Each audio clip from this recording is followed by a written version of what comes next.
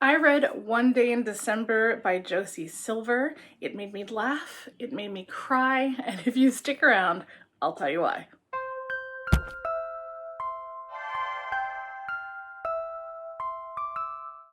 So today I finished One Day in December by Josie Silver, and I absolutely loved it. It takes place in the UK after this woman gets on a bus and she spots a stranger that was sitting at the bus stop. They lock eyes and they immediately fall in love, and she's like waiting for him to get on the bus. They have this rush of emotions, and then like the bus pulls away and she doesn't see him again.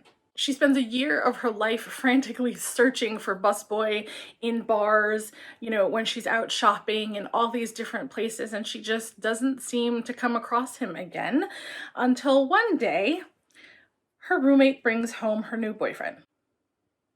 There are so many things I love about this book, but I think what really, really sealed the deal was the audiobook and the fantastic narrators. They did such an incredible job with their acting. If you do listen to a lot of audiobooks, then you know sometimes they kind of blandly read the words that would be normally the text, and then maybe they'll act out the dialogue. But for these two actors, everything was just well acted and thought out. The whole thing was just such an incredible performance. And there was two perspectives. So you get the perspective of the girl on the bus. Her name was Lori.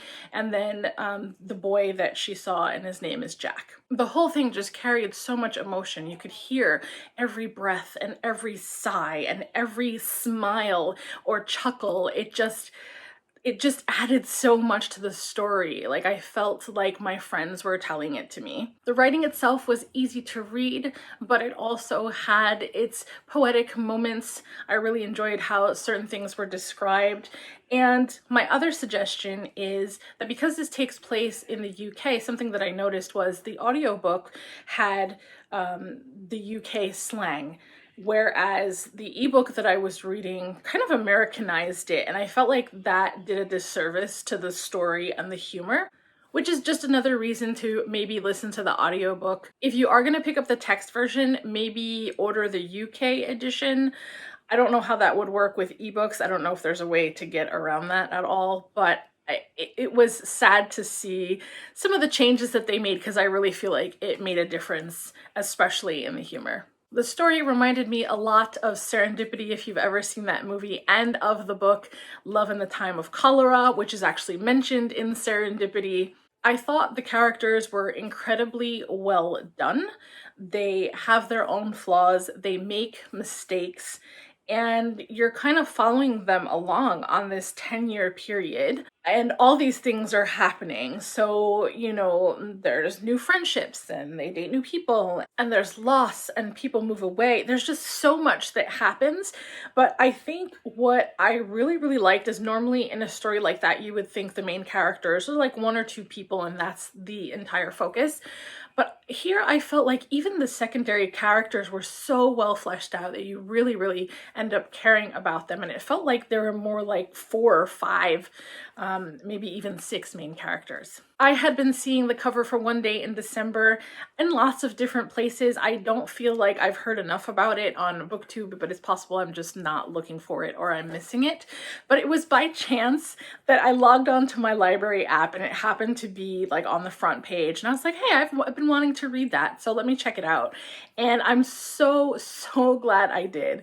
I gave it 5 out of 5 stars on Goodreads, and I'm looking forward to reading more of Josie Silver's work. It's been called the perfect Christmas rom-com, and I understand why, but I don't think you need to save it for Christmas. As a matter of fact, I think you should read it right now if you even have it on your TBR. It was just so good. I really loved it so much. It was a roller coaster of emotion, and again, the characters had their flaws, so expect them to make mistakes and mess things up and be human. I really wanted to share that with all of you while it was still fresh on my mind. What's the last contemporary romance you read recently? Let me know in the comments below. Shout out to Jeffrey Pia for being the first person to comment on my last video, my favorite books of 2019, and also to call me out on my voiceover job. If you haven't already, be sure to subscribe and don't forget to hit the bell to be notified when I upload new videos. Thanks for watching and see you next time.